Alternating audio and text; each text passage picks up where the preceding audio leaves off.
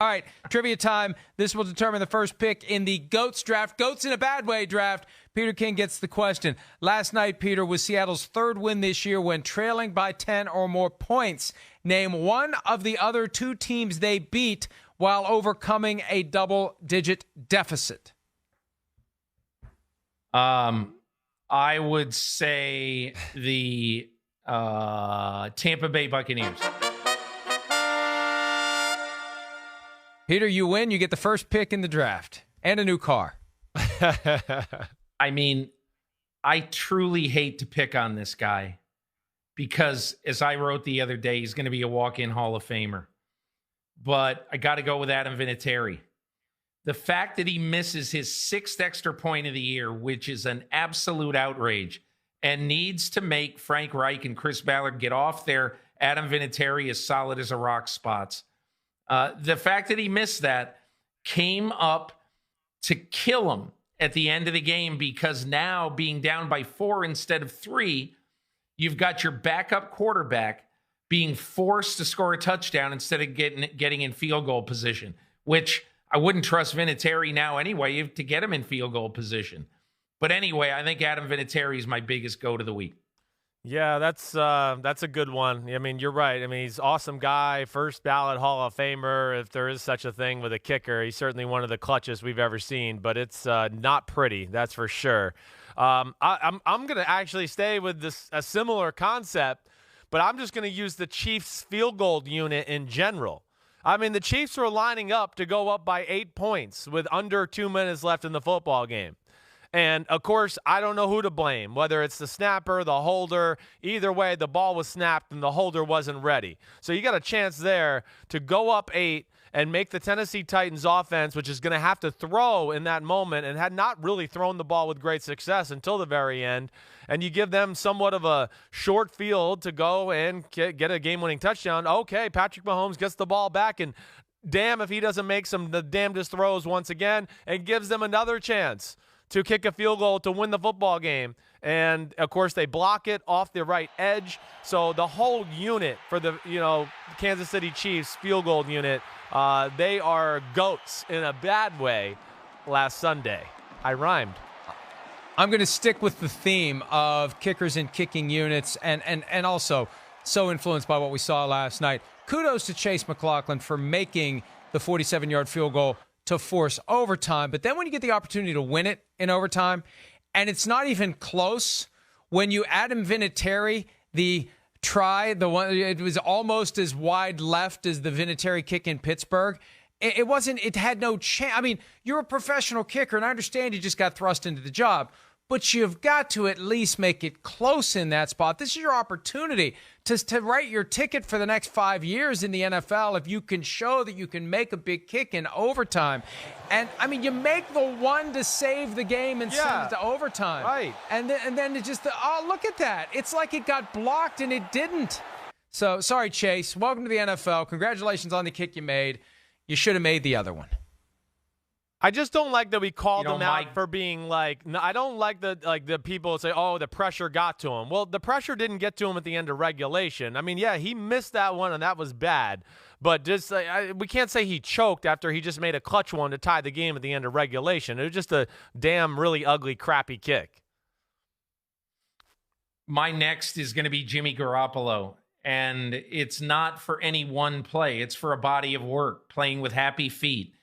Throwing balls at vital times of the game that aren't close to being completed. Throwing a ball at a huge point in the game, right off KJ Wright's hands. It's not acceptable. It's not good enough. And again, it's a cruel business sometimes. But the reason the 49ers lost that game last night is Jimmy Garoppolo.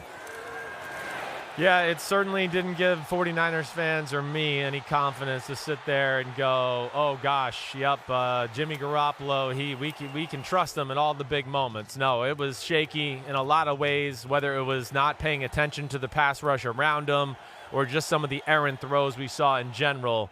there was issues there altogether. I'm going to stay with another quarterback that we saw in primetime this week, and that was the guy on Thursday night, Phillip Rivers. They're the Chargers.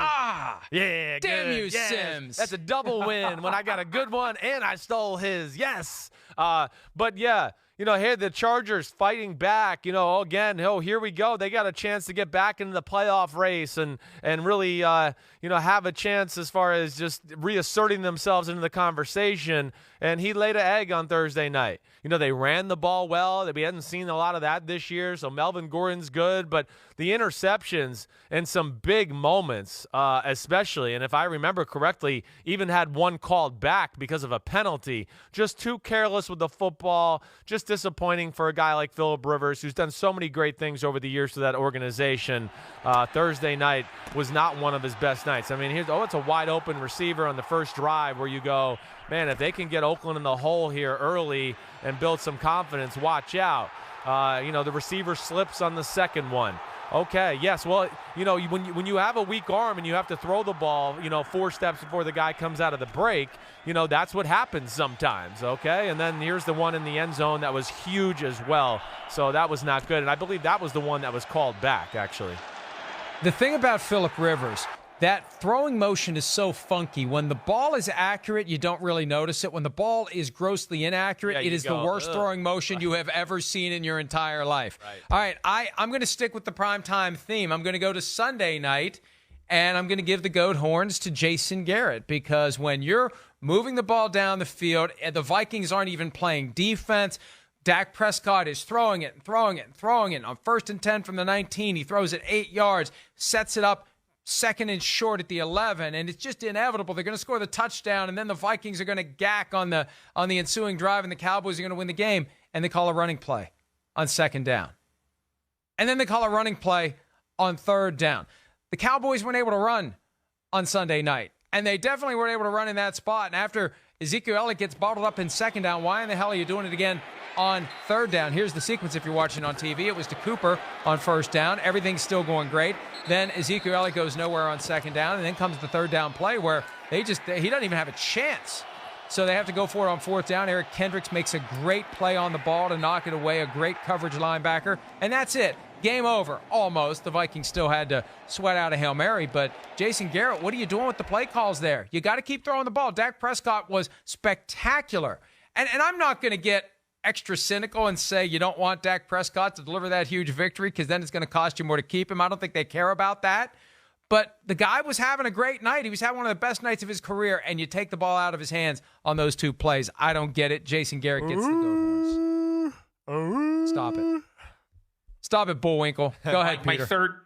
My third one is going to be the Los Angeles Rams offense. I don't know who to give the goat horns to, and this is a collective award that isn't only from the Steelers game.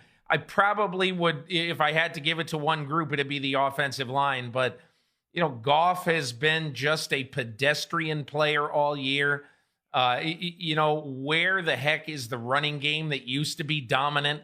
I mean, I have no idea. I've never seen a running back fall off a cliff the way Todd Gurley has. I wish we could just get the truth about him. And maybe the truth is they're just not blocking for it anymore. And so I was thinking for a while of doing the Giants offensive line, because Saquon Barkley rushed for 2.7 inches per carry on Sunday. But I'm going to give it to a team that must be playing better and should be playing better, and that's the offensive unit of the Rams. Yeah, damn, you stole mine, Peter, you jerk, okay? Who invited you on this show anyways, all right?